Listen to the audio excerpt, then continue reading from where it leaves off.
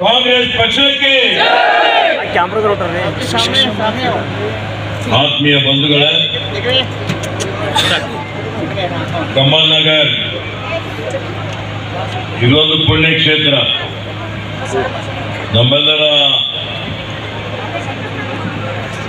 ಆರಾಧ್ಯ ದೇವ, ನಡೆದಾಡುವ ದೇವರಾದ ಪರಂ ಪೂಜ್ಯ ಚನ್ನಬಸವಪಟ್ಟ ದೇವರು ಜನ್ಮ ತಾಳಿದಂಥದ್ದು, ಇಲ್ಲಿ ಬೆಳೆದಂತ ಕಾಂಗ್ರೆಸ್ ಪಕ್ಷದ ಚುನಾವಣಾ ಪ್ರಚಾರ ಸಭೆ. ಈ ಸಭೆಯಲ್ಲಿ ಪೌರಾಡಳಿತ ಸಚಿವರು, ಆತ್ಮೀಯ ಮಿತ್ರರಾದಂತ ರಹೀಂ ಖಾನ್ ಅವರಿದ್ದಾರೆ, ಆತ್ಮೀಯರಾದ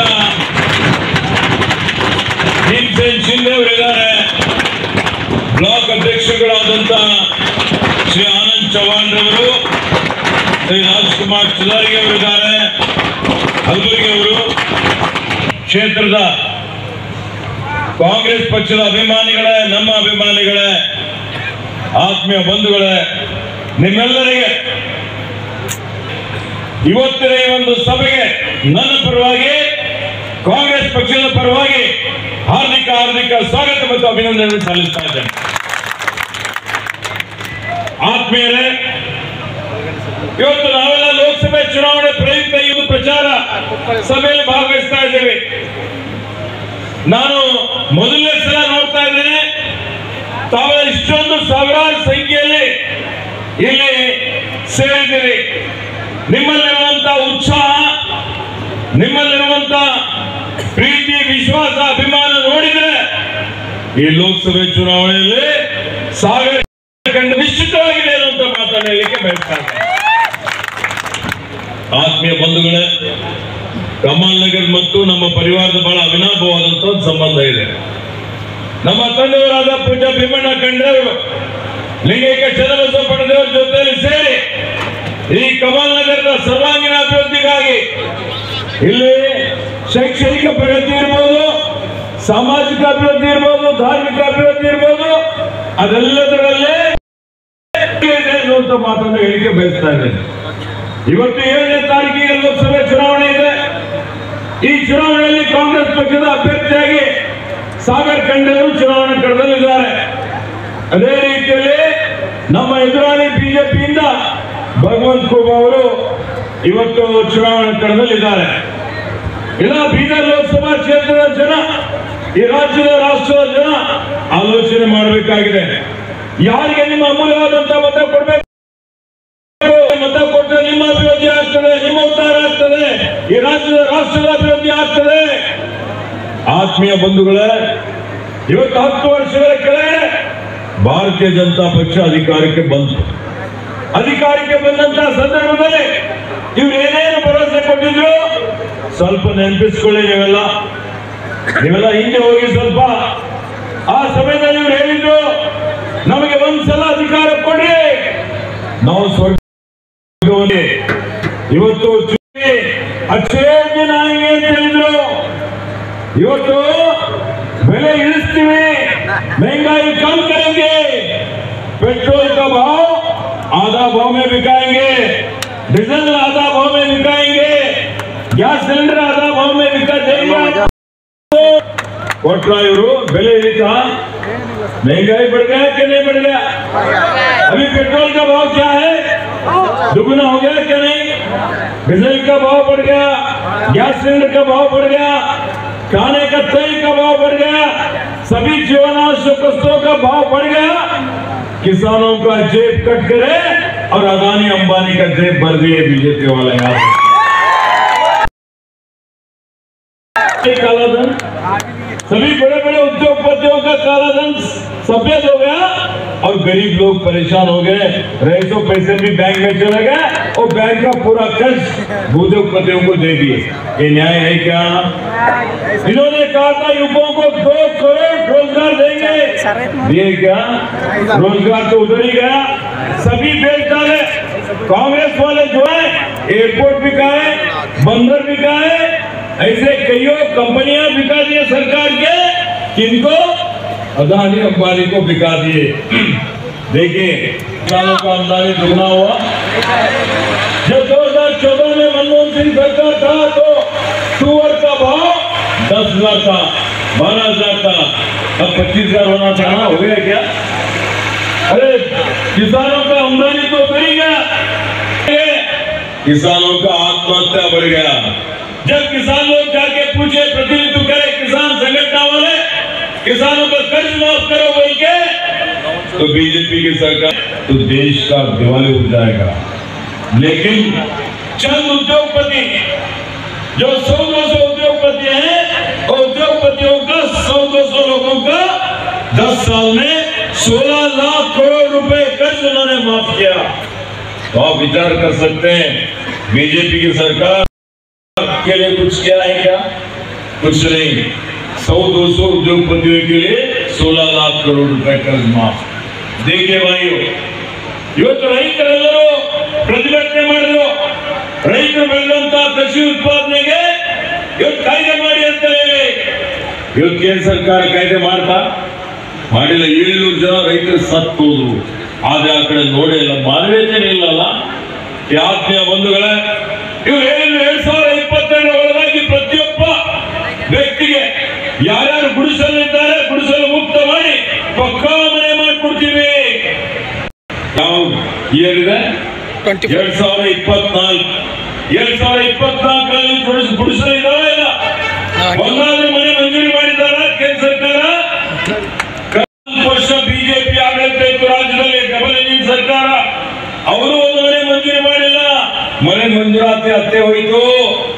ಹಿಂದೆ ನಮ್ಮ ಸರ್ಕಾರ ಇದ್ದಾಗ 2017-18ರಲ್ಲಿ ಸಿದ್ದರಾಮಯ್ಯ ಸರ್ಕಾರ, ಕಾಂಗ್ರೆಸ್ ಸರ್ಕಾರ ಕೊಟ್ಟಂತ ಮನೆಗಳ ಕಂತನೇ ಬಿಡುಗಡೆ ಮಾಡಿದೆ. ಬಡವರ ಹೊಟ್ಟೆ ಹೊಡೆದು ಅವರು ಶಾಪ ತೆಗೆದುಕೊಂಡಂತದ್ದು ಈ ಬಿಜೆಪಿ. ಇದೇ ಭಗವಂತ ಕುಬಾ ಇವತ್ತು ದೂರು ಕೊಟ್ಟು ನಮ್ಮ ತಾಲೂಕಿನಲ್ಲಿ ಜಿಲ್ಲೆಯಾದ್ಯಂತ ಸಾವಿರಾರು ಬಡವರ ಮನೆ ಇವತ್ತು ಕಂತು ನಿಲುಗಡೆ ಮಾಡಿಸಿ, ಕಂತು ಬಿಡುಗಡೆ ಮಾಡಿಸದೆ ದೂರು ಕೊಟ್ಟು ಸಾವಿರಾರು ಜನರಿಗೆ ಹಾನಿ ಮಾಡಿದಂಥದ್ದು. ನೋಡಿ, ಇಂಥವ್ರು ಎಂಪಿ ಆಗ್ಬೇಕಾ? ಆತ್ಮೀಯ ಬಂಧುಗಳೇ, ಇವರಂತೂ ಒಂದೇ ಒಂದು ಕೊಟ್ಟ ಭರವಸೆ ಈಡೇರಿಸಿಲ್ಲ. 10ಗೆ ಕೆಳಗಡೆ ಕರ್ನಾಟಕ ರಾಜ್ಯದಲ್ಲಿ ಇವತ್ತೊಂದು ಬದಲಾವಣೆ ಆಯಿತು.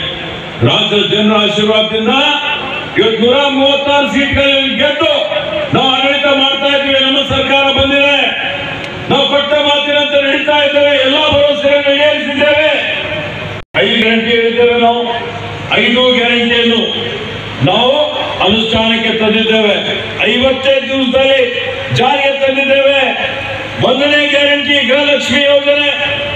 ಗೃಹಲಕ್ಷ್ಮಿ ಯೋಜನೆ ಅಡಿಯಲ್ಲಿ ಒಂದೊಂದು ಪರಿವಾರದ ಒಬ್ಬ ಮಹಿಳೆ ಯಜಮಾನಿಗೆ, ಮುಖ್ಯಸ್ಥರಿಗೆ, ಎಲ್ಲಾ ಜಾತಿಯವರಿಗೆ, ಯಾವುದೇ ಈ ಜಾತಿ ಆ ಜಾತಿ ಅಂತಲ್ಲ, ಎಲ್ಲರನ್ನೂ ಒಳಗೊಂಡು ಪ್ರತಿ ತಿಂಗಳು 2,000 ರೂಪಾಯಿ ಕೊಡ್ತೀವಿ ಅಂತ ಹೇಳಿದ್ದೇವೆ. ನಮ್ಮ ಲೋಕಸಭಾ ಕ್ಷೇತ್ರದ ವ್ಯಾಪ್ತಿಯಲ್ಲಿ ಖಾತೆಯಲ್ಲಿ ಜಮಾ ಮಾಡುವಂತ ಕೆಲಸ ಯಾರಾದ್ರೂ ಮಾಡಿದ್ರೆ ಅದು ಕಾಂಗ್ರೆಸ್ ಸರ್ಕಾರ ನಾವು ಮಾಡ್ತಾ ಇದ್ದೀವಿ ಅಂತ ಹೇಳಿಕೆ ಮಾಡ್ತಾರೆ. ಶಕ್ತಿ ಯೋಜನೆ ಅಡಿಯಲ್ಲಿ ಕೋಟ್ಯಾಂತರ ಜನ ಮಹಿಳೆಯರು ಇಷ್ಟು ದಿವಸದಲ್ಲಿ ಫ್ರೀಯಾಗಿ ಬಸ್ನಲ್ಲಿ ಪ್ರಯಾಣ ಮಾಡಿದ್ದಾರೆ. ಇವತ್ತು ಫ್ರೀ ಕರೆಂಟ್ ಕೊಡ್ತೀವಿ ಅಂತ ಹೇಳಿದ್ದಾರೆ. ಯಾರಿಗಾದ್ರೂ ಕರೆಂಟ್ ಬಿಲ್ ಬರ್ತಾ ಇದೆಯಾ? ಕೈ ಎತ್ತುಗಳು ಬರ್ತಾ ಇಲ್ಲ. ಅದಕ್ಕೆ ಆತ್ಮೀಯ ಬಂಧುಗಳೇ, 5 ಕಿಲೋ ಅಕ್ಕಿ ಕೊಡುವಂತ ಸಂದರ್ಭದಲ್ಲಿ ರಾಜ್ಯದಿಂದ ಅಕ್ಕಿ ಖರೀದಿ ಮಾಡ್ತೀವಿ ಅಂತ ಹೇಳಿದ್ರೆ ಕೇಂದ್ರ ಕೊಟ್ಟಿಲ್ಲ. ಕೇಂದ್ರವು ದುರ್ದೇಶಪೂರ್ವಕವಾಗಿ ಕೊಟ್ಟಿಲ್ಲ ಅಂತ ಹೇಳಿ 5 ಕಿಲೋ ಅಕ್ಕಿ ಬದಲಾಗಿ ರೂಪಾಯಿ ಕೊಡ್ತೀವಿ, ಹಣ ಕೊಡ್ತೀವಿ ಅಂತ ಹೇಳಿ 1 ಕಿಲೋಗೆ 34 ರೂಪಾಯಿ, 5 ಕಿಲೋಗೆ ಒಬ್ಬ ವ್ಯಕ್ತಿಗೆ 170 ರೂಪಾಯಿ. ಒಂದು ಮನೆಯಲ್ಲಿ 5 ಜನ ಇದ್ರೆ 850, 6 ಜನ ಇದ್ರೆ 1020 ರೂಪಾಯಿ ತಿಂಗಳಿಗೆ.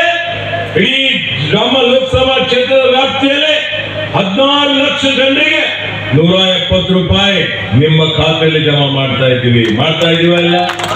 ಮಾಡ್ತಾ ಎಲ್ಲರಿಗೂ ಸಿಗ್ತಾ ಇದೆ? ಕೈ ಎಲ್ಲರಿಗೂ ಸಿಗ್ತಾ ಇದೆ. 7 ಲಕ್ಷ ಜನ, 2 ಲಕ್ಷ ಬೀದರಲ್ಲಿ 12 ಲಕ್ಷ ಜನರಿಗೆ ಕೊಡ್ತಾ ಇದ್ದೀವಿ.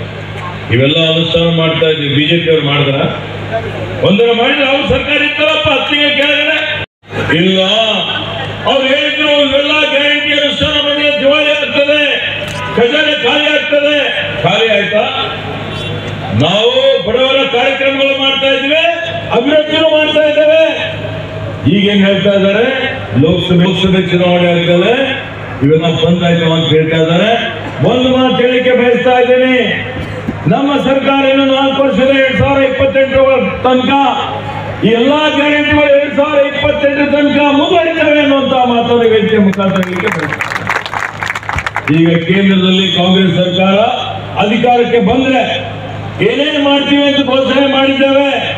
ಅದರ ಒಂದನೇದು ಗೃಹಲಕ್ಷ್ಮಿ ಯೋಜನೆ, ಮಹಾಲಕ್ಷ್ಮಿ ಯೋಜನೆ ಆಗ್ತದೆ.